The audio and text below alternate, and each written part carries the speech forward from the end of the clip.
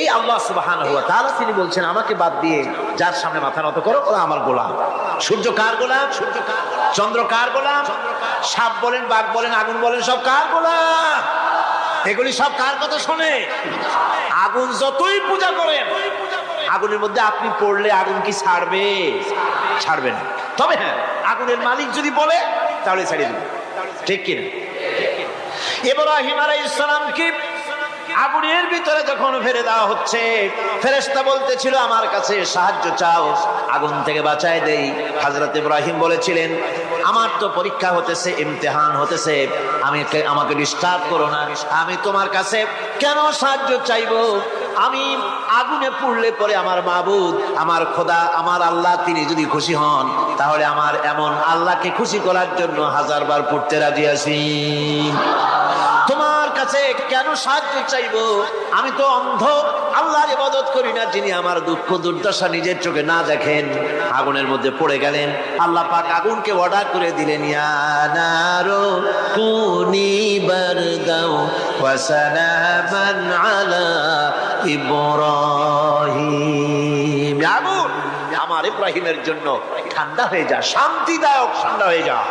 তাহলে দেখা গেল আগুনের মালিক হচ্ছেন আল্লাহ পাক। আল্লাহ পাক যদি কোনো পূজা করা রাখবেন আগুনের, আগুনের পূজা করা তো হারাম। আগুন হচ্ছে আল্লাহর গোলাম, আল্লাহর সৃষ্টি, এটা হচ্ছে মাখলুক, আল্লাহ হচ্ছেন খালিক।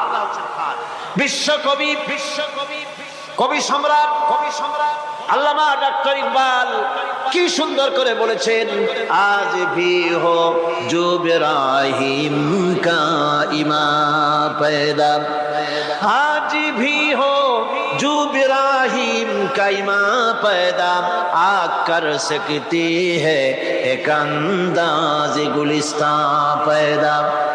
ইব্রাহিমের ইমান যদি আজও কোথাও হয় বিদ্যমান, করতে পারেন অগ্নিকুণ্ডে খুবসুরত এক গুলিস্তান। এখনো যদি ইব্রাহিমের ইমান যদি কারো মধ্যে জাগ্রত হয়, আর তাকে যদি আগুনে ভালানো হয়, সে আল্লাহ আজও আছেন না? নাই? আছে কিনা?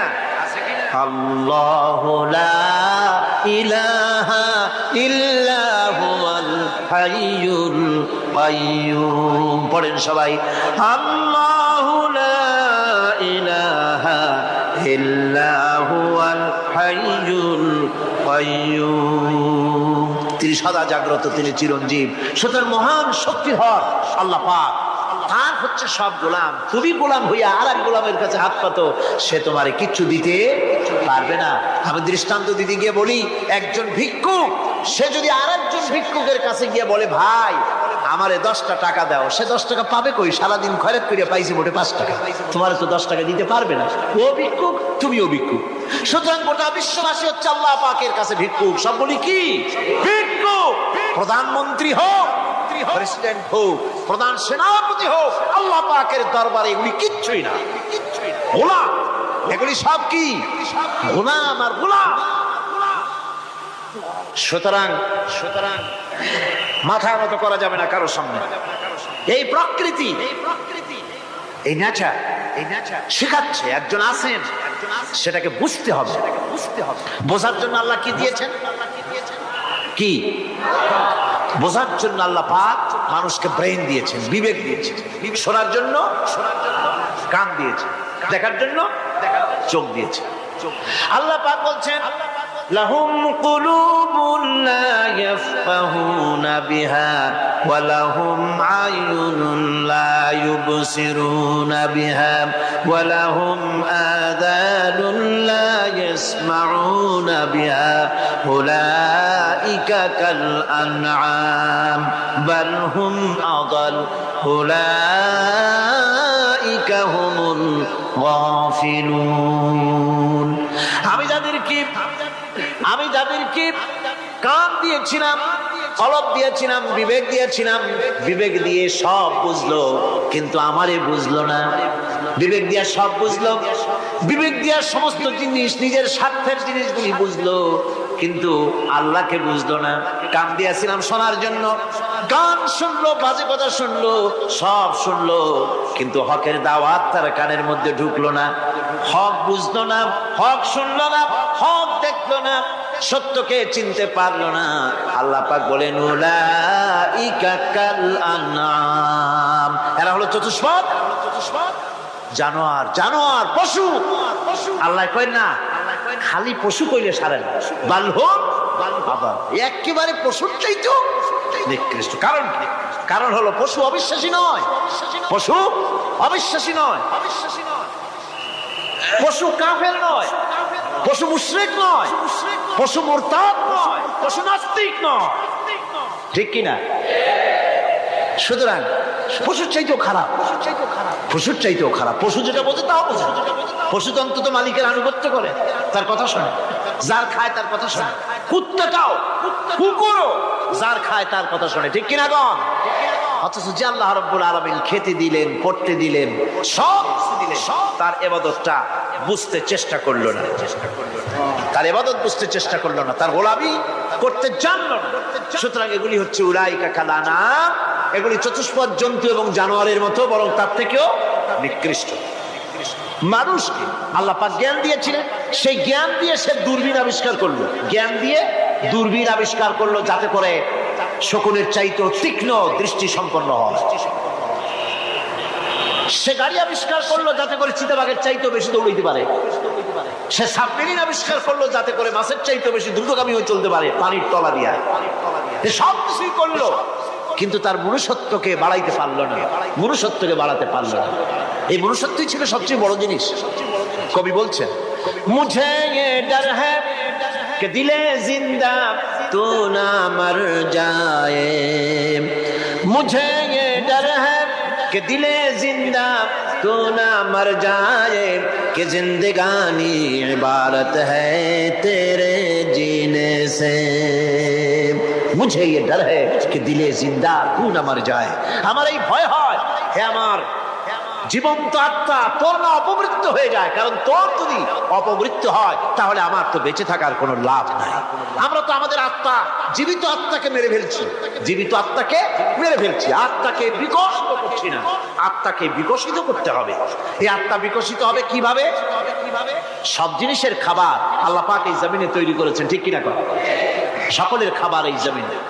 মানুষ যেহেতু তৈরি হয়েছে এই মাটি দিয়ে, সেই জন্য আল্লাহ রাব্বুল আলামিন মানুষের খাবার মাটি দিয়ে তৈরি করে দিয়েছেন। কলা দিয়েছেন, কচু দিয়েছেন, আলু দিয়েছেন, মূলা দিয়েছেন, তাল দিয়েছেন, বেল দিয়েছেন, মাছ দিয়েছেন, তরকারি দিয়েছেন, পনির দিয়েছেন, দুধ দিয়েছেন, গোশত দিয়েছেন। খাবারের কোনো অভাব রাখেন নাই, সব মাটি দিয়েছে।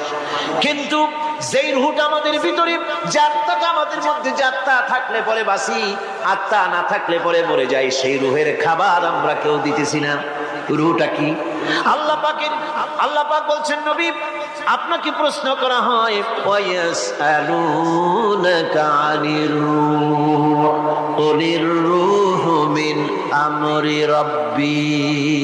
নবী হে, প্রশ্ন করা হয় রূহ কি জিনিস? এর জবাব হচ্ছে এই বলে দিন, রূহ হচ্ছে আল্লাহর একটু অর্ডার, একটু হুকুম তোমার ভিতরে কাজ করছে। ওই রূহেরও কিছু খাবার আছে, ওই রূহেরও কিছু খাবার আছে। সে রূহকে খাবার জমিনে তৈরি হবে না। রূহ গোশত খাবে না, পনির খাবে না, দুধ খাবে না, সর খাবে না, ফল খাবে না। কি খাবে? রূহের খাবার। যেহেতু রূহ এই পৃথিবীতে তৈরি হয় নাই, রূহ এসেছে আলমে আরওয়াহ থেকে, সেজন্য রব্বুল আলামিন রূহের খাবার পাঠিয়েছেন লৌহ মাহফুজ থেকে। আল্লাহ পাক কোরআনে কারীমকে রূহের খোরাক করে পাঠিয়েছেন। রূহকে যদি বাঁচাতে চান তাহলে তার একমাত্র খাদ্য হতেছে তেলাওয়াতে কোরআন, তেলাওয়াতে কোরআন। যত তেলাওয়াত করবেন ততই মজা লাগবে। সুবহানাল্লাহ, কোন সুবহানাল্লাহ। একটু হারাম শরীফ থেকে বেড়ায় আসেন। টাকা পয়সা যাদের আছে তাদের বলছি, পয়সা কড়ি যাদের আছে সিঙ্গাপুর বেড়ায়। আরে সিঙ্গাপুর বেড়ায় করবা কি? মার্কেটিং ছাড়া আর কিছুই নেই। সিঙ্গাপুর, ব্যাংকক, হংকং এই সমস্ত জায়গায় ঘুরে টুরে আসে আর খুব দেখে আসছে। টাকা নষ্ট করে লাভ নাই, বরং পয়সা কড়ি যদি আল্লাহ দিয়ে থাকেন হস্ত করবেনই। পয়সা কড়ি বেশি থাকলে রমজান মুবারকে উমরা করে এসেন। রাসূল করিম সাল্লাল্লাহু আলাইহি ওয়াসাল্লাম বলেছেন, যে ব্যক্তি রমজান মুবারকে উমরা করলো সেজন্য আমার সাথে হজ আদায় করলো। কেন বলছি? এই জন্য বললাম, আল্লাহ পাক আমাকে কয়েকবার নসিব করেছেন। সেখানে যখন রমজান মুবারকে যখন তেলাওয়াত হতে থাকে তারাবিহের ভেতরে, মনে হচ্ছে যেন আকাশ থেকে ওহী নাজিল হতেছে। মানুষের চোখের পানি, নাকের পানি একাকার হারাম শরীফের ভিতরে। সেখানে তো মুনাজাত সারা বছর মুনাজাত হয় না, মুনাজাত হয় রমজান মুবারকে বেতেরের নামাজের ভিতরে। বেতেরের নামাজের ভিতরে ইমাম সাহেব হাত তুলে মুনাজাত করেন, অন্তত 8 থেকে 10 লক্ষ মানুষ হজের মৌসুমের মতো কাঁদতে কাঁদতে পাগল হয়ে। কোরআন কি মজা! কোরআন হচ্ছে রুহের খাবার। আমরা তো রুহের খাওয়াই না, ঘোড়ার উপরে চড়ি, গাধার উপরে চড়ি, ঘোড়ারে গাধারে জন্মের মতো মোটেই খাইতে দেই না, নিজে খাই জন্মের মতো। খাইয়া ঘোড়ারে খাইতে দেওয়া হয় না, গাধারে খাইতে দেওয়া হয় না। ফলে ওর উপরে যখন সওয়ার হয় তখন ঘোড়া গাধা না খাইতে খাইতে একদিন চারদিকে দিয়া জায়গায় সিটে মরা ছাড়ার কোনো পথ থাকে না। আমাদের মানুষেরা খায় কি? সুবহানাল্লাহ। এই যে শবে বরাত আসতেছে, কি যে খাবে! দিশা আগের থেকে লিস্ট তৈরি হয়ে যায় কতটা আইটেম তৈরি করা হবে। রমজান মাসে আল্লাহ একটু কম টম মান্দায় খাবে, একটা রমজান মাস আল্লাহ দিলেন। সেই রোজার মাসে যে সারাদিন খায় না, এটাকে উসুল করে ইফতারের সময় সে যে কত খাবার, চোখ সারা বড় হয়ে যাবে দেখুন। পেঁয়াজি, বেগুনি, হালিম, শরবত, তরমুজ, বেল, কলা, কচু, না খাইতে খাইতে মাগরিবে রক্ত শেষ। কয় ভাই নামাজটা কোন রকম পড়ে আসি, তারপরে খাবো না। আবার গেল নামাজ পড়তে, আবার এসে খাইলো, খাইয়া তারপরে আবার ভাত খাইলো। কেমনি যে খায় আল্লাহ জানে, গলায় আঙ্গুল দিলে পাওয়া যায় এরকম খাইয়া। তারপরে তারাবি পড়তে দাঁড়ায়। ওরা জনমের মতো খাইলে পরে তো অলস হবে শরীর। তারাবি পড়তে দাঁড়াইছে, লম্বা কেরাত হচ্ছে, উনি রুকুতে আছে, ইমাম সেজদায় চলে গেছে, ওনার খবর নেই। অথবা উনি সেজদায় পড়ে আছেন, ইমাম কোথায় উঠে গেছে তার খবর নেই। সুবহানাল্লাহ। সুতরাং নিজে খাইয়া পেটটারে দুম্বার মতো সাইজ বানায় কোনো লাভ নাই। পেট বড় বানাবার না, সিনা বড় বানা, সিনা বড় বানা। সিনার ভিতরে কোরআন ধারণ করেন, মজা পাবেন। এই আল্লাহ রাব্বুল আলামিন এত বড় নিয়ামত, এই কোরআন এর থেকে বড় নিয়ামত পৃথিবীতে আর নাই। শ্রেষ্ঠ নিয়ামত, এর থেকে বড় নিয়ামত আছে ভাই? এই শ্রেষ্ঠ নিয়ামতকে পড়তে শিখুন, বুঝতে শিখুন, হেদায়েতের সবের মধ্যে আছে। সুতরাং আল্লাহ রাব্বুল আলামিন মনুষ্যত্বকে, আত্মাকে বিকাশ করার জন্য কোরআনে কারীম দিয়েছিলেন। মানুষ এই জ্ঞান দিয়ে আবিষ্কারের পিছনে চলে গেল। হ্যাঁ, আবিষ্কার দরকার আছে, মোটেই আমি এটাকে অস্বীকার করি না, সব দরকার। কিন্তু সেই সাথে আল্লাহ পাকের সাথে যে সম্পর্কটা থাকা দরকার ছিল, সেই সম্পর্ক থেকে মানুষ নিজেকে বিচ্ছিন্ন করেছে। কোরআনে কারীমে আল্লাহ পাক বলছেন, লাকাদ খালাকনাল ইনসানা ফি আহসানি তাকওয়িম। সব থেকে সুন্দর করে বানিয়েছি কারে? মানুষ। চিল্লা এখন কারে? মানুষ হলো সবচাইতে সুন্দর, সবচাইতে সুন্দর সৃষ্টি আমার। ওগুলা, এই মানুষগুলি হচ্ছে আশরাফুল মাখলুকাত। মানুষ কি মাখলুকাত? সৃষ্টির সেরা। আপনারা সৃষ্টির সেরা হইলেন কি দিয়া? আপনারা কি বাঘের মতো দৌড়াতে পারেন? বল্লার মতো হুল হুড়াইতে পারেন? কুত্তার মতো কামড়াইতে পারেন? হাতির মতো শক্তি আছে? গরিলার মতো শক্তি আছে? মাছের মতো সাঁতরাইতে পারেন? সাপের মতো ক্রুদ্ধতা আছে? সিংহের মতো হিংস্রতা আছে? তো কিসের, কোন দিক থেকে আপনি আশরাফুল মাখলুকাত হলেন? আশরাফুল মাখলুকাত হয়েছেন জ্ঞানের কারণে। কিসের কারণে? সেই জ্ঞানটার জন্যই তো আপনি সৃষ্টির সেরা। এই সৃষ্টির সেরা মানুষ, সুন্দর মানুষ, এই মানুষগুলি সুম্মা রাদাদনাহু ফি আসফালা সাফিলিন। এই মানুষ নিচে নামতে নামতে এত নিচে নামে, শয়তান অবাক হয়ে গালে হাত দিয়া নিচের দিকে তাকাইয়া দেখে আর চিন্তা করে, এর দূর নামলো কেন? শয়তান অবাক পেয়ে যায় মানুষের অবস্থা দেখে। আর America, British parliament, American parliament আইন পাস করে পুরুষে পুরুষে বিবাহ জায়েজ করে দিয়েছে সেখানে। নাউযুবিল্লাহি মিন যালিক। শয়তানের চাইতে অনেক কিছু। শয়তান ওই সব কাম জানেও না, বোঝেও না। শয়তান তো ভালো, কুত্তাও জানে না, ঠিক কিনা কন? কুকুরেও সমকামিতা করে না, শুয়োরেও করে না, গাধায়ও করে না। মানুষ কোথায় নামছে? এই মানুষ সৃষ্টির সেরা বানিয়েছিলাম, শয়তানের চাইতে নিকৃষ্ট হয়ে গেল। আল্লাহ পাক বলেন, ইল্লাল্লাযীনা আমানু ওয়া আমিলুস সালিহাতি ফালাহুম আজরুন গায়রু মামনুন। কিন্তু যারা ঈমান এনেছে, আমলে সালেহ করেছে, তাদের জন্য রয়েছে অপুরন্ত পুরস্কার। এই অপুরন্ত পুরস্কার আল্লাহ রাব্বুল আলামিন দান করবেন যারা নাকি মুমিন বান্দা, যারা নাকি ইবাদত করবে তাদের জন্য। এখন আমি আপনাদেরকে বলতেছিলাম যে ইবাদত গোলামি অর্থে, এর গোলামির পূর্ণ অর্থ সেটা হচ্ছে যে ব্যক্তি, পরিবার, সমাজ ও রাষ্ট্র জীবনের সকল ক্ষেত্রে গোলামি করতে হবে কার? আল্লাহ পাক। এই ইবাদত শব্দটাকে কোরআনে কারিমে কয়েকটা অর্থে ব্যবহার করা হয়েছে, সে অর্থগুলি আমাদের জানা দরকার। যেমন ইবাদত এবং দাসত্ব অর্থে আল্লাহ পাক বলছেন, ثم أرسلنا موسى وأخاه هارون بآياتنا وسلطان مبين।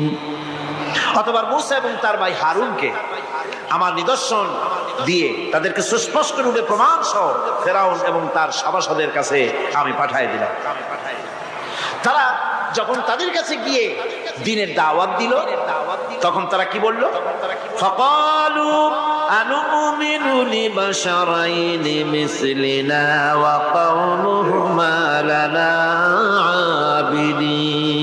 আবিদুন। আমি যখন তাদেরকে পাঠালাম, তারা যখন দ্বীনের দাওয়াত দিলেন, ইবাদতের দাওয়াত দিলেন, তখন তারা বলল, আমরা কি এমন আমাদেরই মতো দুজন মানুষের আনুগত্য করব? এখানে আবেদুন অর্থাৎ দাসত্ব, আমরা কি তার দাসত্ব করব? এই দাসত্ব একমাত্র আল্লাহরই হতে পারে, আর কারো হতে পারে না। সেজন্য কোরআনে কারীম অন্যত্র বলছে, ইয়া আইয়ুহাল্লাযীনা আমানু কুলু মিন তাইয়্যিবাতি মা রাযাকনাকুম ওয়াশকুরু লিল্লাহি ইন কুনতুম ইয়্যাহু তা'বুদুন। হে ঈমানদারেরা, তোমরা যদি আমার ইবাদত করো, তবে আমি তোমাদেরকে যে সব পবিত্র জিনিস দান করেছি তা খাও এবং আল্লাহর শুকর আদায় করো। তো ইবাদত আল্লাহ পাকের করলে আল্লাহ পাক তাদেরকে খেতে দিবেন, পড়তে দিবেন, সবকিছু আল্লাহ পাক করে দিবেন।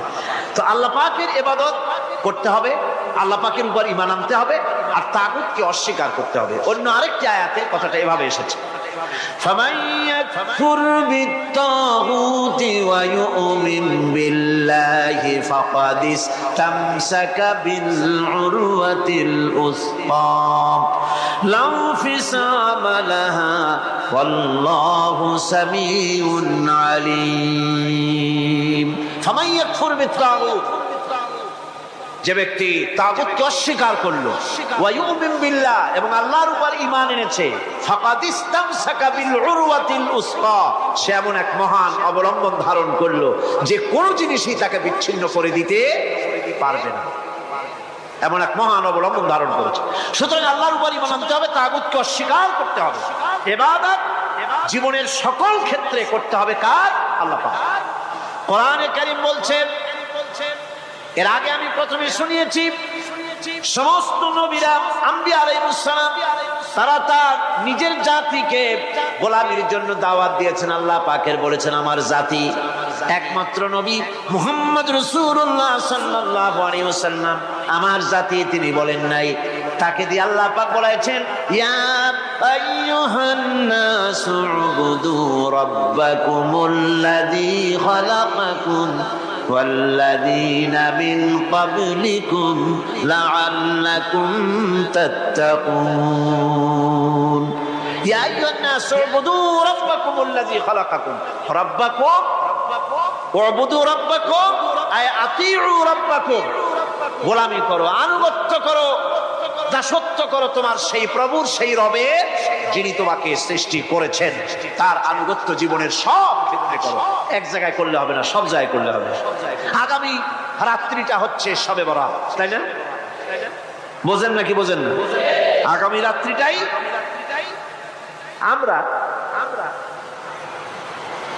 আমরা হচ্ছে সেই ধরনের মানুষ, মিনিমাম লেবার ম্যাক্সিমাম প্রফিট। অল্প কাজ করে বেশি প্রফিট যদি করা যায়, আমরা সেই পক্ষে বেশি। শবে বরাত, শবে কদরে ইবাদত করিয়া জীবনের সব গুনাহ মাফ করাইতে চাই, আর করাইয়া মনে করলাম, বিশ্বাস করলাম যেটা এইভাবে হয়, কিন্তু পরের দিন থেকে আবার যেরকম ছিল মানুষ সেরকম হয়ে যায়। সারা রাত জাগলো শবে বরাতে, সারা রাত জাগলো। সকালবেলায় যে ব্যবসায়ী সারা রাত জাগলো, সকালবেলায় দোকানে দিয়ে ওজনে কম দেওয়ার অভ্যাসটার পরিবর্তন হইল না।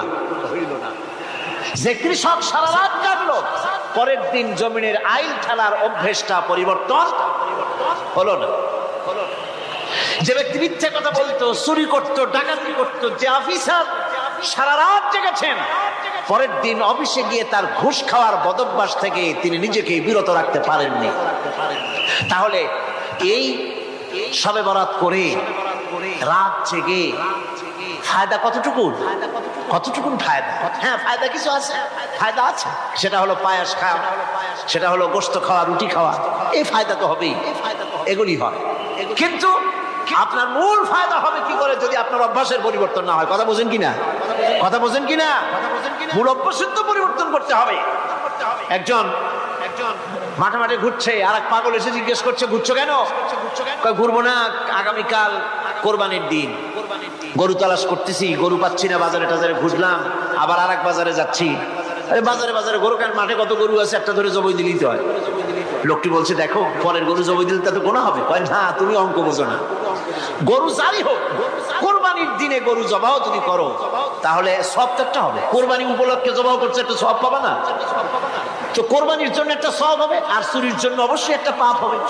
কোরবানি যখন দিবা তো কোরবানির সব আর চুরির পাপ ভগ্নাংশের মতো কাটাকাটি হয়ে যাবে, গোশত খাওয়া পাও। তো মানুষের অবস্থা তো তাই হয়েছে। মানুষের অবস্থা হয়েছে শবে বরাতে সারা রাত জাগবো, কান্দাকাটি করবো, ফাও ফাও গুনাহ মাফ হয়ে যাবে, আর গোশত রুটি তো আসি, যদ্দূর পারলাম খাইলাম। পরের দিন দু ফুর্তি, নো চিন্তা। নাউযুবিল্লাহি মিন যালিক। এই কান্দারও দাম নাই, আর এই ধরনের রাত জাগারও দাম নাই, এই ধরনের ইবাদত করেও দাম নাই। ইবাদতটা হচ্ছে জীবনের সব ইবাদত করতে হবে। ইবাদত সম্পর্কে মিস ইন্টারপ্রিটেশন যেটা এসেছে, ভুল অর্থ যেটা এসেছে, সেই ভুল অর্থের কারণে মানুষ শুধু মনে করে নামাজ, রোজা, হজ, যাকাতই শুধু ইবাদত না। ইবাদত হচ্ছে জীবনের সকল ক্ষেত্রে গোলামিটা হতে হবে আল্লাহ পাকের সব জায়গায়। পার্লামেন্টে গোলামি হবে কার? কোর্ট কাছারিতে কার? অফিস আদালতে কার? স্কুলে কলেজে কার? খেতে খামারে কার? রান্নাঘরে, নিজের ঘরে, পরিবারে, সব জায়গায় আনুগত্য কার? কেবলমাত্র আল্লাহ সুবহানাহু ওয়া তাআলার হুকুম অনুযায়ী জীবন পালন করার নামই হচ্ছে ইবাদত। এই ইবাদত, নামাজ পড়ার নাম ইবাদত, নামাজ না পড়ার নামও ইবাদত। রোজা রাখার নাম ইবাদত, রোজা না রাখাও ইবাদত। এখন আপনারা বলতে পারেন, যেটা ঠিক কি আশ্চর্য কথা শুনাইলেন, নামাজ পড়া তো ইবাদত, নামাজ না পড়া আবার কোন দেশে ইবাদত? রোজা রাখা তো ইবাদত, রোজা না রাখা কোন দেশে ইবাদত? মূল কথা হচ্ছে 5 ওয়াক্ত নামাজ সময় মতো পড়বেন, তা তো আপনার ইবাদত হবে। কিন্তু সূর্য উদয়ের সময়, সূর্য ঠিক মাথার উপরে থাকার সময়, সূর্য ঠিক অস্তগামী হওয়ার সময় নামাজ পড়া জায়েজ নাই, সেজদা করা জায়েজ নাই, হারাম করা হয়েছে। সুতরাং এই 3 সময় নামাজ না পড়াটাই ইবাদত। সারা বছর রোজা রাখবেন, ইবাদত হবে। কিন্তু 2 ঈদের 5 দিন রোজা রাখা হারাম করা হয়েছে, ওই 5 দিন রোজা না রাখাটাই, তার অর্থ হলো জীবনের সমস্ত কাজটাই হলো ইবাদত হবে, যদি মুসলমান আল্লাহর হুকুম মাফিক তার জীবনকে পরিচালনা করে। আপনার চোখের চাহনিটাও তো ইবাদত হবে।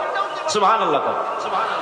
এই চোখ দিয়ে গুনাহ কামাই করা যাবে, আবার এই চোখ দিয়ে সব কামাই করা যাবে। যদি কোনো সন্তান তার মা বাপের দিকে ভক্তির নজরে, মহব্বতের নজরে যদি তাকায়, নবীজি বলেছেন একটা কবুল নফল হজের সওয়াব আমলনামায় লেখা যাবে। সাহাবীরা প্রশ্ন করেছেন, যদি কেউ 100 বার তাকায় তো কি হবে? নবীজি বলেছেন, আল্লাহ রাব্বুল আলামিনের নিয়ামতের ভান্ডার অফুরন্ত নিয়ামতের, সেখানে কোনো অভাব নাই।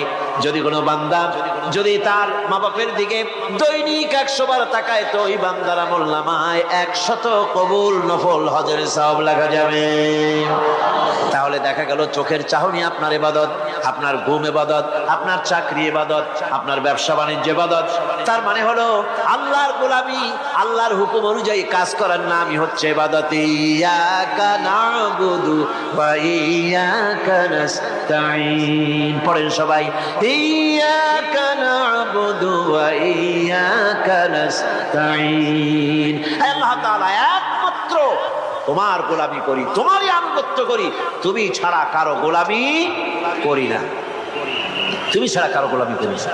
এখন দোকানদার নামাজের মধ্যে পড়লো ইয়াকা নাবুদু। ইয়াকা নাবুদু, নাবুদু শব্দটা হচ্ছে মোজারের সিগা। এটা এর মধ্যে দুইটা কাল পাওয়া যায়, বর্তমান আর ভবিষ্যৎ, দুটি কাল পাওয়া যায়। নাবুদু, নাবুদু এই শব্দ দিয়ে বোঝানো হচ্ছে কি, আয় আল্লাহ পাক এই নামাজের ভিতরে যেমন তোমার হুকুম পালন করে নামাজ আদায় করছে, যেমন নামাজের ভিতরে কিছু খাওয়া যায় না, বাইরে খাওয়া জায়েজ ছিল, নামাজ পড়ছি বলে খানাটা আমার জন্য হারাম হয়ে গেছে। কথা বলা জায়েজ ছিল, নামাজের ভিতরে কথা বলা হারাম করে দিলাম। এদিক ওদিক তাকানো জায়েজ ছিল, নামাজের ভিতরে এদিক ওদিক তাকানো বন্ধ করে দিলাম। তার মানে আমার জন্য চিরস্থায়ী, সব সময়ের জন্য আমার জন্য হালাল করে দেওয়া জিনিসগুলি এই নামাজের ভিতরে অল্প সময়ের জন্য হারাম করে প্রমাণ করে দিলাম। মাবুদ গো, এই নামাজের পরে চিরস্থায়ী হারামগুলি এইভাবে আমার জন্য হারাম করে নেব। নামাজটা পড়ছি যেভাবে করে নামাজের বাইরের জীবন চালাবো সেইভাবে করে। সেজদা দিলেই তো সওয়াব হয়, সেজদা দিলে কি হয়? সওয়াব হয়। যদি কেউ 5-6টা সেজদা দিয়ে দেয় এক রাকাতের মধ্যে তো কি হবে? যদি কেউ নামাজ পড়লে তো সওয়াব হয়। ফজরের নামাজ যদি 4 রাকাত পড়ে তো কি হবে? মাগরিবের নামাজ যদি 2 রাকাত পড়ে অথবা 4 রাকাত পড়ে তো কি হবে? ইচ্ছে করে যদি এভাবে করে, ভুল করবে নয়, ইচ্ছে করে যদি করে তাহলে আল্লাহর আইনের সঙ্গে বিরোধিতা করছে বলে সে বিদ্রোহী হিসাবে প্রমাণিত হবে। সুতরাং কথা হচ্ছে নামাজের ভিতরে আয় আল্লাহ পাক ইয়াকা নাবুদু, এই নামাজের ভিতরে তোমার হুকুম মেনে যেভাবে নামাজ আদায় করি, নামাজের বাইরের জীবনটাও তোমার হুকুম মেনে পালন করব। এটাই হচ্ছে ইবাদতের মূল থিম, মূল আইডিয়া, মূল ফিলোসফি। নামাজ ইবাদত করতে হবে জীবনের সব ক্ষেত্রে। নামাজের ভিতরে বললাম ইয়াকা নাবুদু, দোকানদার। এ লোকটা কি? দোকানদার। ঘি ঘি বিক্রি করবে, ঘি আনছে দোকানে, ঘি আনছে। তারপরে নামাজ পড়তে দাঁড়িয়েছে। দোকানের পিছনে ছোট্ট ঘর আছে, নামাজ পড়তে দাঁড়িয়েছে। শুরু করে দিল আল্লাহু আকবার, আলহামদুলিল্লাহি রাব্বিল আলামিন, আর রহমানির রহিম, মালিকি ইয়াউমিদ্দিন, ইয়াকা নাবুদু ওয়া ইয়াকা। তাড়াতাড়ি পড়তে হবে যেহেতু খরিদ্দার আসতেছে। খরিদ্দার 2-4 জন ভিড় জমায়েছে, নামাজ ছেড়ে দিয়েছে। কর্মচারীকে ডাকছে, শোন ভিতরে আসবে। আমি তো কেবল খাঁটি ঘি নিয়ে আসছি, ওর মধ্যে তো ভেজাল দিই নাই। তাড়াতাড়ি করে ওর মধ্যে যা দিয়ে ভেজাল দিতে হয় ভেজাল দিয়ে ঠিক মতো দিয়া তারপরে বিক্রি করবি। 100 টাকা কিনছিস, 250 টাকা করে বিক্রি করবি। আল্লাহু আকবার, আর রহমানির রহিম, মালিকি ইয়াউমিদ্দিন, ইয়াকা নাবুদু ওয়া ইয়াকা। এটা নামাজ হইল? এই নামাজের আল্লাহর কোনো দরকার আছে? কোনো দরকার নেই। ইবাদত তো হবে নামাজ যার হুকুমে, ব্যবসা তার হুকুমে। নামাজে সেজদা দিব যার হুকুমে, রোজা রাখবো তার হুকুমে, নামাজ পড়বো যার হুকুমে, অর্থনীতি চালাবো তার হুকুমে, নামাজ পড়বো যার হুকুমে, আমার দেশের কলকারখানা চলবে, নামাজ পড়বে যার হুকুমে, পার্লামেন্ট চলবে তার হুকুমে, নামাজ পড়বো যার হুকুমে, রাজনীতি চলবে তার হুকুমে। এর উল্টা পাল্টা যদি হয় মুসলমান মানতে পারে কখনই। সুতরাং মুসলমানকে আনুগত্যের মস্তককে অবনত করে দিতে হবে আল্লাহ পাকের সামনে। আল্লাহর সঙ্গে আর বান্দার সঙ্গে হক আছে। বান্দার উপরে আল্লাহর হক এবং আল্লাহর উপরে বান্দার হক কি? এভাবে একটি হাদিস আপনাদেরকে শোনানো যায়। হাদিসটি হচ্ছে মুআজ বিন জাবাল রাদিয়াল্লাহু তাআলা আনহু قال كنت رديف النبي صلى الله عليه وسلم على حمار فقال لي يا معاذ أتدري ما حق الله على العباد وما حق العباد على الله। হযরত মুআজ বিন জাবাল রাদিয়াল্লাহু তাআলা আনহু বলেন যে আমি রাসূল করিম সাল্লাল্লাহু আলাইহি ওয়াসাল্লামের পেছনে তার গাধায় সওয়ার ছিলাম। তিনি আমাকে জিজ্ঞেস করলেন, মুআজ তুমি কি জানো বান্দার উপরে আল্লাহর হক কি এবং আল্লাহর উপরে বান্দার হক কি? তিনি বললেন আল্লাহু ওয়া রাসূলুহু আ'লামু, আল্লাহ এবং তার রাসূল খুব ভালো করে জানেন। রাসূল করিম সাল্লাল্লাহু আলাইহি ওয়াসাল্লাম জবাব দিলেন, ক্বালা হাক্কুল্লাহি আলাল ইবাদ আন ইয়াবুদুহু ওয়া লা ইউশরিকু বিহি শাইআ ওয়া হাক্কুল ইবাদি আলাল্লাহ আন লা ইউআযযিবু মান লা ইউশরিক বিহি শাইআ। আল্লাহর নবী বলেন বান্দার উপরে আল্লাহর উপরে বান্দার হক হতেছে, আল্লাহর উপরে বান্দার হক হতেছে বান্দা আল্লাহ পাকের ইবাদত করবে, আল্লাহর গোলামি করবে, আল্লাহর আনুগত্য করবে, দাসত্ব করবে। সেই আনুগত্য ইবাদত আর গোলামির ভিতরে কাউকে শরীক স্থাপন করবে না। বান্দার উপরে আল্লাহর হক হতেছে যেই বান্দা আল্লাহ পাকের ইবাদত করবে, গোলামি করবে, আর কোন শিরক করবে না, কিয়ামতের দিন ওই বান্দা সম্পর্কে আল্লাহর হক হবে। বান্দাকে জাহান্নামের আগুন আল্লাহ পাক হারাম করে দিয়ে তার জান্নাত দিয়ে দিবেন। এটাই হলো বান্দার উপর আল্লাহ পাকের হক। সুতরাং ইবাদত হবে সলিড কার জন্য? আল্লাহ পাকের জন্য। জোরে বলেন কার জন্য? একমাত্র, কেবলমাত্র, শুধুমাত্র আল্লাহ পাকের জন্য গোলামি হবে। আল্লাহ রাব্বুল আলামিন আপনার ফিঙ্গারপ্রিন্ট, আপনার আঙ্গুলের ছাপ এমন করে দিয়েছেন, এই আঙ্গুল দিয়ে যদি কাগজের উপর একটা টিপ মারেন, টিপ সই করেন, আপনার বাবা কবর থেকে উঠে এসেও বলতে পারবে না যেটা আপনার না। আদম আলাইহিস সালাম থেকে নিয়ে আজ পর্যন্ত, আজ থেকে নিয়ে কিয়ামত পর্যন্ত যত মানুষ পৃথিবীতে এসেছে আর আসবে, কোন মানুষের আঙ্গুলের রেখার সঙ্গে আর একজন আঙ্গুলের রেখার মিল হবে না। এ হচ্ছে আমার আল্লাহর সৃষ্টি, সুবহানাল্লাহ। সুতরাং তিনি বলছেন, আমি মাতৃগর্ভের ভিতরে সন্তান তৈরি করি, সেই সন্তানকে কোনটা কন্যা সন্তান, কোনটা পুত্র সন্তান আমি বানাই। এই কাজটা যিনি পারেন, এবার দেখেন সামনে কি বলতেছেন আল্লাহ। এই কাজটি যিনি করতেছেন, আলাইসা যালিকা বিকাদিরিন আলা আইয়ুহিয়াল মাউতা। এত বড় কাজ যিনি সম্পাদন করেছেন, এক ফোঁটা নাপাক পানি, এক ফোঁটা নিকৃষ্ট গান্দা পানি যা শরীর থেকে নির্গত হলে পরে গোসল ফরজ হয়ে যায়, এমন এক ফোঁটা পানি দিয়ে তোমার জন্মের উৎপত্তি করেছি, আকার দিলাম, হাত দিলাম, পাও দিলাম, চোখ দিলাম, সুন্দর করে বানালাম, তারপরে পৃথিবীতে পাঠালাম। এরপরে তুমি কি করে মনে করতে পারো যে সেই আল্লাহ তোমার মৃত্যুর পরে আবার চিন্তা করতে পারবে না? আলাইসা যালিক, আল্লাহ পাক কি তোমাকে মৃত্যুর পরে, আলাইসা যালিকা বিকাদিরিন, আল্লাহ পাকের পক্ষে এটা কি সম্ভব নয় যে তোমার মৃত্যুর পরে আল্লাহ আবার চিন্তা করবেন? বলেন অবশ্যই পারবেন, বলেন অবশ্যই পারবেন। প্রিয় ভাই সব, আল্লাহ পাকের পরে বলছেন, ইয়া আইয়ুহান নাসু ইন কুনতুম ফি রাইবিম মিনাল বা'সি ফাইন্না খালাকনাকুম মিন তুরাব। হে মানব সকল, যদি সন্দেহ হয় যে আমি তোমাদের পরকাল সম্পর্কে, যদি পুনরুত্থান সম্পর্কে যদি তোমাদের সন্দেহ হয়, জানা থাকা উচিত আমি তোমাদেরকে মাটি দিয়ে সৃষ্টি করেছি, মাটির উপকরণ দিয়ে সৃষ্টি করেছি। এই মাটির সাথে মিশে যাবা, আবার উঠানো হবে। মাটিতে কবরের মধ্যে মুর্দা রাখার সময় কি বলি আমরা? মিনহা খালাকনাকুম ওয়া ফিহা নুঈদুকুম। পড়েন সবাই, মিনহা খালাকনাকুম ওয়া ফিহা নুঈদুকুম ওয়া মিনহা নুখরিজুকুম তারাতান উখরা। মাতৃগর্ভের ভিতরে মানুষকে আল্লাহ রাব্বুল আলামিন হাত পাও চক্ষু কর্ণনাসিকা দিয়ে সুন্দর করে মায়ের পেটের ভিতরে বানায়া এই পৃথিবীতে আল্লাহ পাক পাঠায় দেন। আর আল্লাহ পাক বলেন, সুম্মা নুখরিজুকুম তিফলা, বাচ্চার আকারে মায়ের পেট থেকে বের করে দিলাম। যে আল্লাহ রাব্বুল আলামিন এইভাবে করে তোমাদেরকে সৃষ্টি করেন।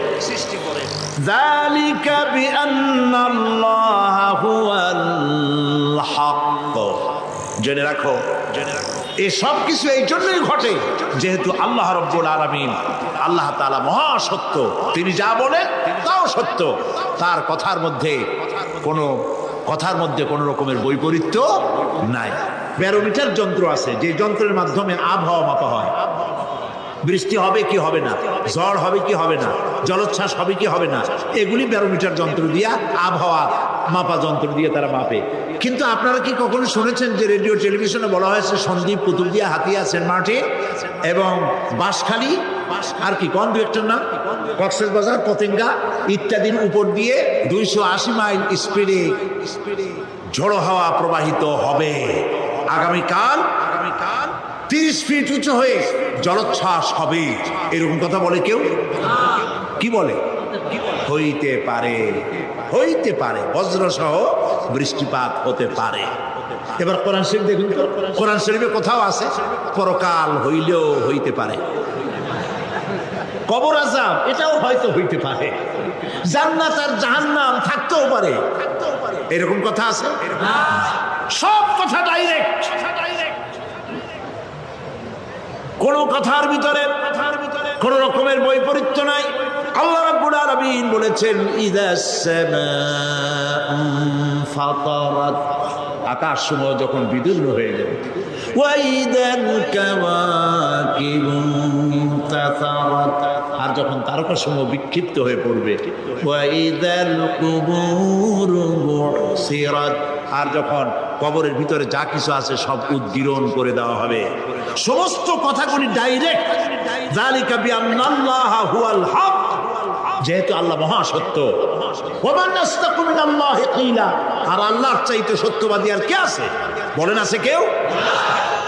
সে আল্লাহ রাব্বুল আলামিন বলেন এত কিছু কাজ এত সুন্দর ব্যবস্থাপনা করে যিনি করেন, ওয়া আন্নাহু ইউহিল মাউতা ওয়া আন্নাহু আলা কুল্লি শাইইন কাদির, সে আল্লাহ রাব্বুল আলামিন তোমাদেরকে তোমাদের মৃত্যুর পরে আবার জিন্দা করবে, এতে সন্দেহ করার কোনো কারণ নাই।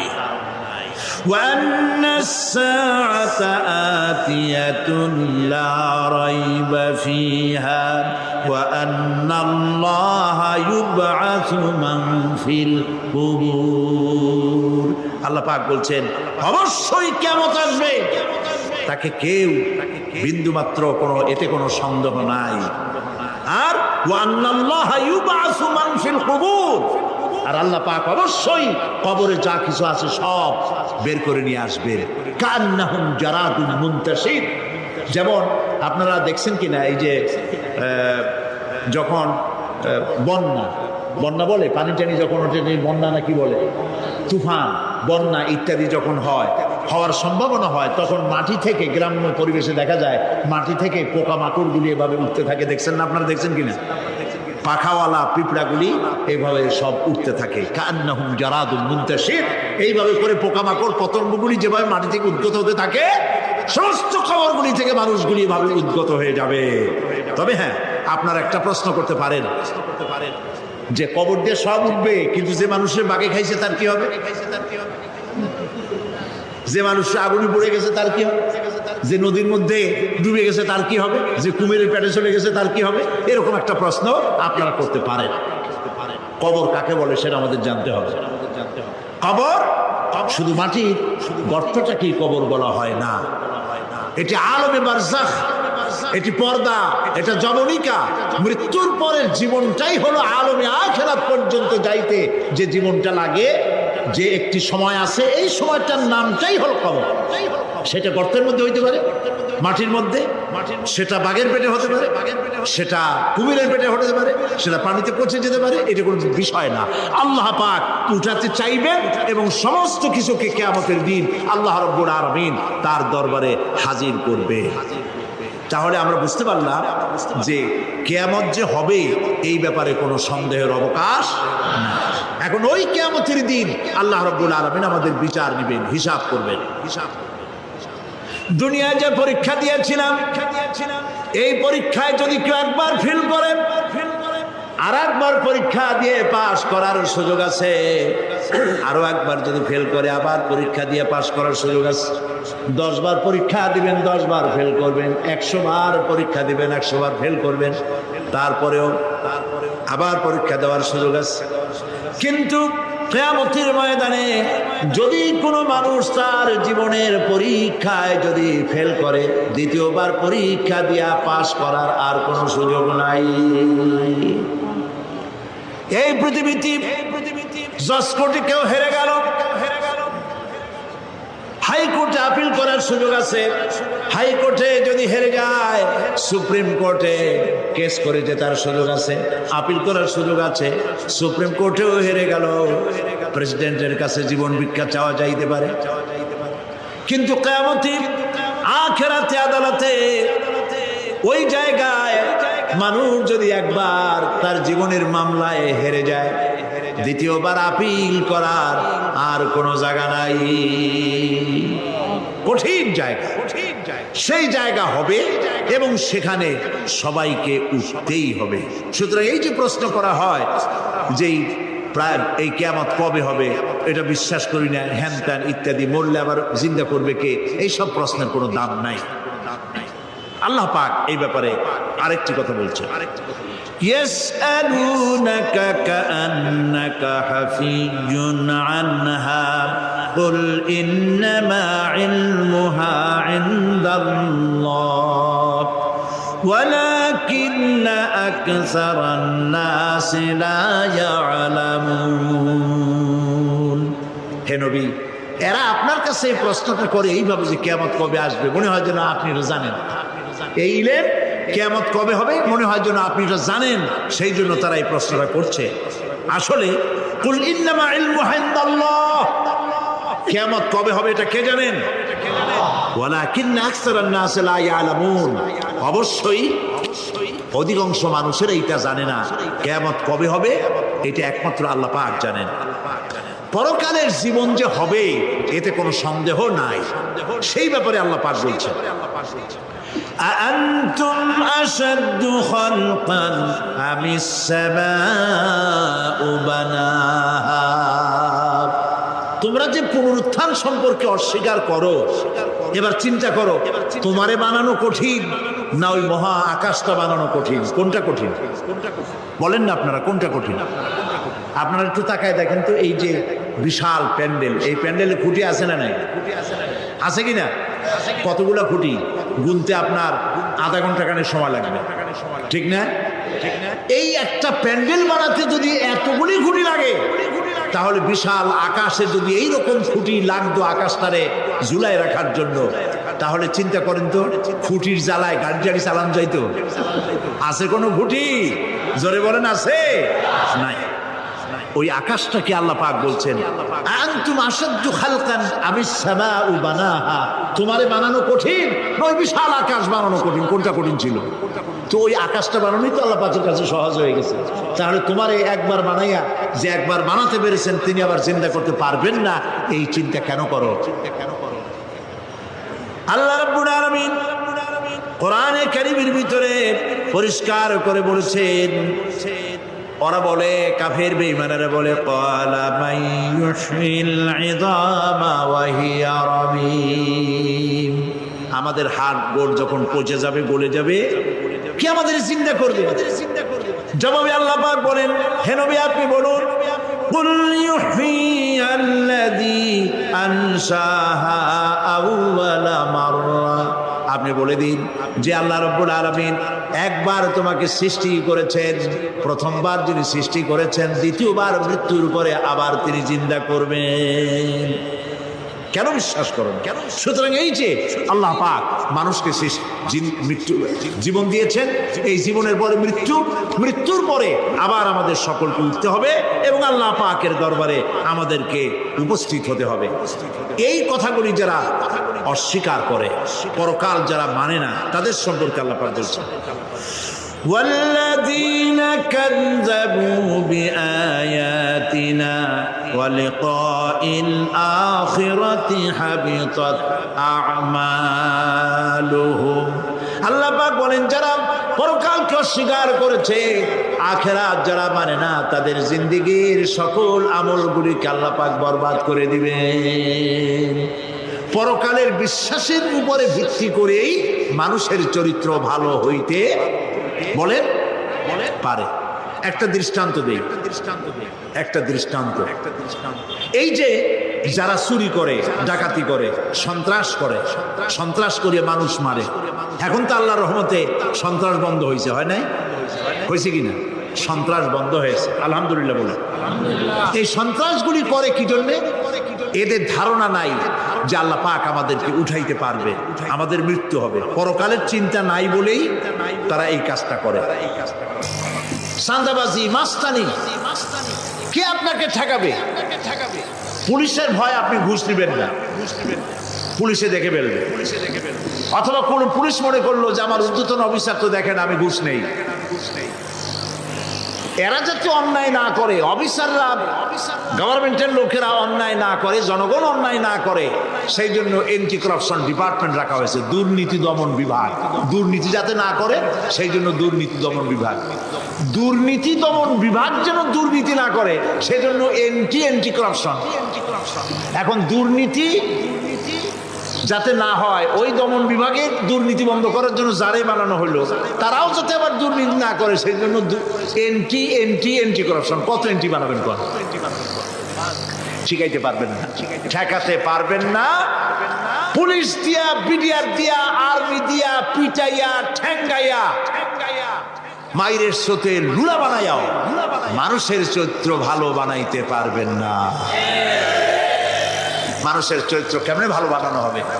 5 কোটি টাকা বলে যে হুজুর অমুক অফিসার খুব ভালো, টাকা পয়সা খায় না। আরে ভাই, কত খায় না তাই কর, কদ্দুর হইলে খায়, এরকম লোক আছে। তবে হ্যাঁ, আল্লাহর মেহেরবানি ভালো অফিসারও আছে, আলহামদুলিল্লাহ বলো। আমাদের দেশে ভালো অফিসার, জোরে কন আলহামদুলিল্লাহ বলো। সেই জন্য রাতের আধারে কোটি কোটি টাকার অফার আসছে, কেউ দেখে না। এইখান থেকে, এই টাকার খাওয়া থেকে, অথবা জেনা করা থেকে, অথবা মদ পান করা থেকে গোল্ডেন অপরচুনিটি, সুযোগ আসছে। জেনা করা যায়, মদ খাওয়া যায়, টাকা নেওয়া যায়, অবৈধ টাকা। এই অপরাধ থেকে বাঁচাতে পারে একমাত্র পরকালের জবাবদেহিতা, আখিরাতের ভয়। আল্লাহর কাছে আমাকে জবাবদিহি করতে হবে, এই ভয় ছাড়া আর কোনো কিছুই মানুষের এই বিপদ থেকে মানুষের চরিত্র ভালো বানাইতে পারে না। মানুষের চরিত্র ভালো বানাবার জন্য এটাই হচ্ছে একমাত্র পথ। সেই জন্য আল্লাহ পাক আখিরাতের জীবন রেখেছেন। উঠতে সেখানে হবেই। এই পৃথিবীতে একবার যখন আসছি আমাদেরকে জিন্দা আল্লাহ করবে এবং সমস্ত কথাগুলির জবাব আল্লাহর কাছে দিতে হবে। পরকালের ব্যাপারে আল্লাহ পাক একটা ঐতিহাসিক যুক্তি দিয়েছেন, অনেক যুক্তি কোরআনে কারিমে দিয়েছেন। আরেকটি যুক্তি আপনারা শোনেন, একেবারে ঐতিহাসিক যুক্তি। আল্লাহ পাক বলছেন, মহান আল্লাহ তাআলা আখিরাতের বাস্তবতা সম্পর্কে একদিকে যেমন তারা সৃষ্টির কলা কৌশল সম্পর্কে বলেছেন, আর একদিকে মানুষকে চিন্তা ভাবনা করতে বলেছেন। চিন্তা ভাবনা করে দেখো, কালের সাক্ষী, কালের পুঞ্জীভূত সাক্ষী গ্রহণ করো, দেখো যে পরকাল হবে কিনা, এই আল্লাহ পাক কিয়ামতে তোমাদেরকে উঠাতে সক্ষম কিনা। আল্লাহ রাব্বুল আলামিন বলেন, ওয়াত্তুর وكتاب مستور في رق منشور والبيت المعمور والسقف المرفوع والبحر المسجور إن عذاب ربك لواقع ما له من دافع। সূরা তুর। আল্লাহ পাক বলছেন তুর পাহাড়ের শপথ, তুর পাহাড়ের শপথ, সেই প্রকাশ্য পবিত্র গ্রন্থের শপথ যা লিপিবদ্ধ রয়েছে মুসলিম ঝিল্লিতে, চর্ম ঝিল্লিতে লিপিবদ্ধ রয়েছে। আরো শপথ বাইতুল মামুরের, আরো শপথ সুউচ্চ আকাশে, আরো শপথ উচ্ছ্বাসিত তরঙ্গায়িত সমুদ্রে। নিশ্চয়ই সেই আযাব আসবে, আযাব মানে কিয়ামত, সেই পরকাল অবশ্যই আসবে। মা লাহু মিন দাফি'আ, এই শাস্তি থেকে, এই কিয়ামত আসা থেকে, এই কিয়ামত সংগঠিত হওয়া থেকে রোধ করার মতো ক্ষমতা কারো নাই। সুবহানাল্লাহ। এখন আল্লাহ পাক তুর পাহাড়ের কসম করছেন। তুর পর্বত হচ্ছে সেই পর্বতের কথাই ধরা যাক, যেখানে এটি ঐতিহাসিক পর্বত। হযরতে মূসা আলাইহিস সালামকে আল্লাহ রাব্বুল আলামিন যেখানে নবুয়তের শিরস্থান পড়িয়ে দিয়েছিলেন, তুর পাহাড়ের ভিতরে। অতুর সিনিন, তুর পাহাড়ের কসম আল্লাহ পাক বলছেন। এবং খোদায় আল্লাহ রাব্বুল আলামিনের সঙ্গে বিরোধিতা করার কারণে ফেরাউনকে এই তুর পাহাড়ের কাছে লোহিত সাগরের মধ্যে, দরিয়ায় নীলের মধ্যে আল্লাহ পাক ডুবিয়ে মেরেছিলেন এবং নির্যাতিত বনি ইসরাইলকে শাস্তি দেওয়ার চূড়ান্ত সিদ্ধান্ত এই তুর পাহাড়েই আল্লাহ পাক দিয়েছিলেন। আল্লাহ বলছেন, আমি সেই তুর পাহাড়ের কসম করি, ওয়া কিতাবিম মাসতুর, এবং পবিত্র গ্রন্থের শপথ, যেই গ্রন্থগুলি নাজিল হয়েছে নবীদের উপরে, ইনজিল, তাওরাত, জাবুর, কোরআন, এই কিতাবগুলির কসম করি। সুবহানাল্লাহ। কোরআনের কসম করি, আল্লাহ পাক বলছেন এই কিতাবগুলির কসম করছি। তুর পাহাড়ের কসম করছি, কিতাবগুলির কসম করছি। ওয়াল বাইতুল মামুর, আর বাইতুল মামুরের কসম করছি। সেটা কি? আকাশের প্রত্যেকটি আকাশে একটি করে বাইতুল মামুর আছে। ওই আকাশের ফেরেশতারা এই বাইতুল মামুরকে কেন্দ্র করে আল্লাহ রাব্বুল আলামিনকে সিজদা দেয়। আল্লাহ পাক হযরত আদম আলাইহিস সালামকে বলেছিলেন, একটি ঘর বানাও, বাইতুল মামুরের নিচে বানাও। তিনি বললেন, আমি তো জানি না বাইতুল মামুর কোথায়। হযরত জিবরাইলকে পাঠানো হলো। বাইতুল মামুর আকাশের যেখানে আছে ঠিক সেই সোজা বর্তমানে মক্কা শরীফে যে কাবা শরীফ যা আছে, অবিকল আল্লাহ পাকের আকাশে বাইতুল মামুর যেখানে, তার সরাসরি নিচেই কাবা শরীফ স্থাপিত হয়েছে। আল্লাহ রাব্বুল আলামিন বলছেন, আমি এই বাইতুল মামুরের কসম করছি। এরপরে আল্লাহ পাক বলছেন যে ফেরেশতারা যে বাইতুল মামুরকে তাওয়াফ করে এবং আল্লাহ পাকের ইবাদত করে, সেই বাইতুল মামুরের কসম। ওয়াস-সাকফিল মারফু, সুউচ্চ আকাশের কসম। এই আকাশ আল্লাহ পাক সৃষ্টি করেছেন বিগাইরি আমাদিন, কোন রকমের কোন খুঁটি ছাড়াই। সুবহানাল্লাহ বলি আমরা। এই বিশাল আকাশ সম্পর্কে ওই যে বুদ্ধিজীবী যারা, কোরআনের জ্ঞান যাদের কাছে নাই, তারা বলে যে আকাশ বলতে কিছু নাই, ওইটা একটা নীলা নীলা বহুত দূর, সেই জন্য নীলা নীলা দেখা যায়। এই পৃথিবী সম্পর্কেও তাদের ধারণা এই পৃথিবীও কিছু না, এটা হলো ওই যে কি বলে, সূর্যের কাছের থেকে একটা উজ্জ্বল জ্যোতিষ্ক খুব ফোর্সে যাচ্ছিল, এই ফোর্স সহ্য করতে না পেরে সূর্যের একটি অংশ মহাশূন্যের উপরে ছিটকে পড়লো, ঘুরতে ঘুরতে পৃথিবীর আকার ধারণ করেছে। এই হলো ওদের ধারণা। অ্যাক্সিডেন্টের মাধ্যমে নাকি এই পৃথিবী হয়েছে। মূল কথা হলো, এইভাবে করে যদি কোনো একটা গ্রহ উজ্জ্বল জ্যোতিষ্ক যাওয়ার কারণে পৃথিবী হয়ে থাকে, তাহলে এখন তো পৃথিবীতে মানুষ ধরতেছে না, মানুষ তো অনেক বেশি বেড়ে গেছে, তাহলে আর একটা জ্যোতিষ্ক দয়া করে সূর্যের পাশ দিয়ে যাইয়া আর একটা খণ্ড ফালাই দিয়া আর একটা পৃথিবী বানায় না কেন? প্রিয় ভাই সব, আল্লাহ পাক বলছেন ওয়াস-সাকফিল মারফু, আমি এই বিশাল আকাশের কসম করি। সুবহানাল্লাহ। এরপরে ওয়াল বাহরিল মাসজুর, পৃথিবীতে প্রবাহিত উচ্ছ্বসিত তরঙ্গায়িত সমুদ্র রাজির কসম করি। সুবহানাল্লাহ। আচ্ছা বলেন তো, এই পৃথিবী এর নিচে কি? এই পৃথিবীর নিচে কি? এই পৃথিবী মহাশূন্যের উপরে ঘুরছে। লক্ষ্য করেন আল্লাহর কত বড় শক্তি। আটলান্টিক মহাসাগর কোথায় বলতে পারবেন না? এই পৃথিবীতে। আটলান্টিক মহাসাগর কোথায়? এই পৃথিবীতে। আটলান্টিক মহাসাগর, প্রশান্ত মহাসাগর, ভূমধ্য সাগর, যত সাগর আর মহাসাগর সব এই পৃথিবীতে। এই পৃথিবী অসংখ্য পাহাড়, অসংখ্য সমুদ্র আর অসংখ্য মানবরাজি নিয়ে লাটিমের মতো ঘুরতেছে। সুবহানাল্লাহ। মহাশূন্যের উপরে, মহাশূন্যের উপরে লাটিম যেমন ঘোরে, পৃথিবী তেমন ঘোরে, অথচ মানুষগুলো ছিটকে পড়ে যায় না, পানিগুলি উড়ে কোথাও পড়ে যায় না। সুবহানাল্লাহ বলতে ইচ্ছে করে না। আল্লাহ রাব্বুল আলামিন সূরা ইয়াসিনের মধ্যে বলেছেন, লাশ-শামসু ইয়ানবাগি লাহা আন তুদরিকাল কমারা ওয়ালাল লাইলু সাবিকুন নাহার ওয়া কুল্লুন ফি ফালাকিন ইয়াসবাহুন। সূর্য চন্দ্রের অধিকার নষ্ট করতে পারে না। রাত দুপুরের সময় সূর্য উঠবে না, দিনের দুপুর বেলায় চন্দ্র উদিত হয়ে সূর্যের আলোকে নিষ্প্রভ করতে পারে না, চন্দ্র সূর্যের আগে যেতে পারে না, সূর্য চন্দ্রের আগে যেতে পারে না, কারো গায়ে কারো ধাক্কা লাগে না, অসংখ্য তারকারাজি উড়ে বেড়াতেছে, কারো সাথে কারো কোনো ধাক্কা নাই, কোনো সংঘর্ষ নাই।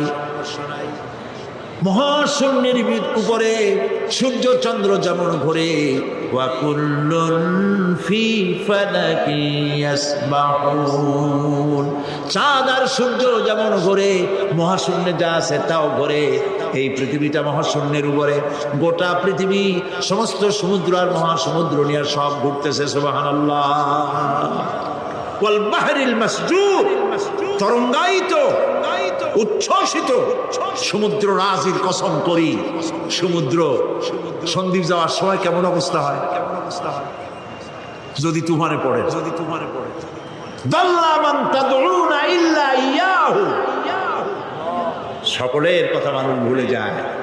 মওজুন কাল জিবাল, পাহাড়ের মতো যখন ঢেউগুলো আসতে থাকে সবাই সব ভুলে যায়, তখন মনে পড়ে শুধু আল্লাহ। কি মনে পড়ে? আল্লাহ কত বড়, সমুদ্রের কাছে যাই দেখেন। সুবহানাল্লাহ। এই বিশাল বিশাল সমুদ্র রাজির কসম করছি। এতগুলি কসম করে আল্লাহ পাক কোরআনে কারীমের মধ্যে বলছেন, দেখো এই সব জিনিসগুলি আমি সৃষ্টি করেছি, আর এই জিনিসগুলির কসম করে বলছি সেই পরকাল অবশ্যই অনুষ্ঠিত হবে, সেই আযাব আসবে। কেউ এই পরকাল অনুষ্ঠিত হওয়া থেকে কেউ ফিরাইয়া রাখতে পারবে না। এখন তোমরা প্রশ্ন করতেছো, আল্লাযী ফীহি আল্লাযী হুম ফীহি মুখতালিফুন, এই ব্যাপারে তোমরা ইখতিলাফ করতেছো, মতবিরোধ করতেছো, ঠাট্টা করতেছো, বিদ্রূপ করতেছো। কাল্লা সায়ালামুন, অবশ্যই তোমরা জানতে পারবে। সুম্মা কাল্লা সায়ালামুন, অবশ্যই তোমরা জানতে পারবে সেই পরকাল হবে, এতে কোনো সন্দেহ নাই। সুবহানাল্লাহ। এখন ওই পরকাল কিভাবে হবে, কেমনে অনুষ্ঠিত হবে, সে কথাগুলি আমি আগামীকাল আপনাদের সামনে আলোচনা করব ইনশাআল্লাহ। দাঁড়ানো ভাইরা একটু বসেন, দাঁড়ানো যত ভাইরা আছে মেহেরবানি করে সবাই বসেন, আর একটু জিকির করেন লা ইলাহা ইল্লাল্লাহ, লা ইলাহা ইল্লাল্লাহ, জোরে পড়েন লা ইলাহা ইল্লাল্লাহ। আলহামদুলিল্লাহ, আজকে প্রথম দিনেই এটি কোরআনে কারীমের তাফসীরের মাহফিলের রওনক, মাকবুলিয়াতের একটি নমুনা। আজকে প্রথম দিনেই পাঁচজন, আজকে প্রথম দিনেই পাঁচজন ইসলাম কবুল করার জন্য মঞ্চে এসে হাজির হয়ে গেছেন। আলহামদুলিল্লাহ বলেন। তাদেরকে আমরা ইসলাম কবুল সালামার ব্যবস্থা করছি, আর তারপরে মোনাজাত হবে, আজান হবে, এশার জামাত হবে। এত বড় জামাতের লোক কারো সামলানো উচিত না। নামাজ জামাতে আদায় করে আপনারা যাবেন। দেন কাকুল দেন। আমি একজন একজন করে তোমরা দাঁড়ায় যাবে নাম মিলে। রাখাল চন্দ্র দাস, পিতা যতীন্দ্র চন্দ্র দাস, গ্রাম রাজানগর, আখাউড়া। এর বর্তমান নাম পছন্দ করেছে মোহাম্মদ। কইসে দাঁড়া, ও আচ্ছা। তারপরে গৌরাঙ্গ কুমার ঘোষ, পিতা কাটিয়া চন্দ্র ঘোষ, ধর্ম হিন্দু, আগের জন্য হিন্দু, আর বাড়ি হলো ভেলাবো, রূপগঞ্জ। বর্তমান নাম পছন্দ করেছে মাহবুবুর রহমান।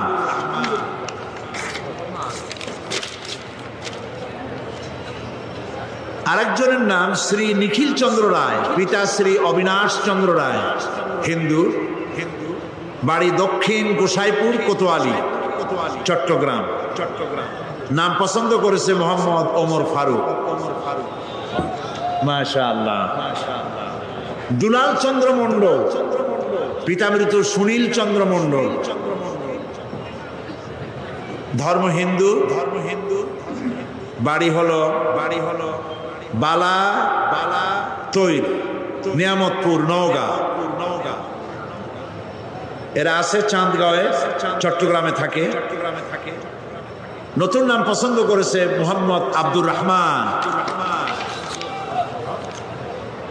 আরেকজন নয়নচন্দ্র সাহা, পিতা উত্তম চন্দ্র সাহা, গ্রাম বালাখান, কদম রসুল, সীতাকুণ্ডু। বর্তমান নাম পছন্দ করেছে মোহাম্মদ সাইফুল ইসলাম। আলহামদুলিল্লাহ, আমরা আলহামদুলিল্লাহ বলি, আমরা তাদেরকে উৎসাহিত করি, জোরে বলি আলহামদুলিল্লাহ। আচ্ছা ভাই, আপনারা দাঁড়াইছেন কেন কন্ত দেখি? একটু পরেই তো দাঁড়াবেন, মোনাজাতের পরেই দাঁড়াইতে পারবেন, নামাজ পড়বেন, আল্লাহর মেহেরবানি। তো দাঁড়ানো হাঁটা, ওনাদেরকে সম্মান দেন। বসেন, আসুন আমার কাছে, পাঁচজনই কাছে আসেন।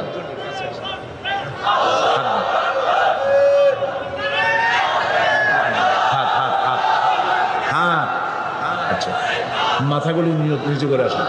লা ইলাহা ইল্লাল্লাহু মুহাম্মাদুর রাসূলুল্লাহ। আল্লাহ ছাড়া কোনো ইলাহা নাই, মাবুদ নাই। মুহাম্মদ সাল্লাল্লাহু আলাইহি ওয়াসাল্লাম আল্লাহর প্রেরিত রাসূল। আশহাদু আন লা ইলাহা ইল্লাল্লাহু ওয়াহদাহু লা শারীকা লাহু ওয়া আশহাদু আন্না মুহাম্মাদান আবদুহু ওয়া রাসূলুহু। আমি সাক্ষ্য দিচ্ছি, জোরে বলো, আমি সাক্ষ্য দিচ্ছি আল্লাহ ছাড়া কোনো ইলাহ নাই, কোনো মাবুদ নাই, কোনো উপাস্য নাই। তিনি একক, তার কোনো অংশীদার নাই।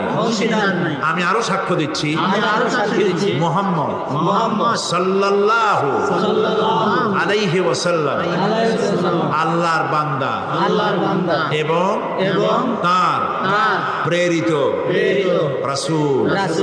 সবাইকে বলো আসসালামু আলাইকুম। জবাব দেন আপনারা। প্রিয় ভাই সব, এক মুহূর্ত আগ পর্যন্ত তারা ছিলেন মুশরিক, আর এখন ঠিক পর মুহূর্তে তারা আমাদের তাওহীদবাদী ভাই। আলহামদুলিল্লাহ বলেন, সবাই বলেন আলহামদুলিল্লাহ। আমাদের সকলের আমলনামায় কম বেশি গুনাহ আছে। নবী করিম সাল্লাল্লাহু আলাইহি সাল্লাম বলেছেন, যখনই কেউ বিশ্বাসের সাথে অর্থ সহকারে মনে প্রাণে বিশ্বাস করে কেউ যদি এই কালেমা উচ্চারণ করে, পিছনের সমস্ত গুনাহ খাতাকে আল্লাহ পাক মাফ করে দেন। এদের জিন্দেগির সব গুনাহ মাফ হয়ে গেছে। এখন এরা এখন মাসুম, বেগুনাহ। আমি আল্লাহ পাকের এই বেগুনাহ মাসুম বান্দাদের সাথে আলিঙ্গন করছি।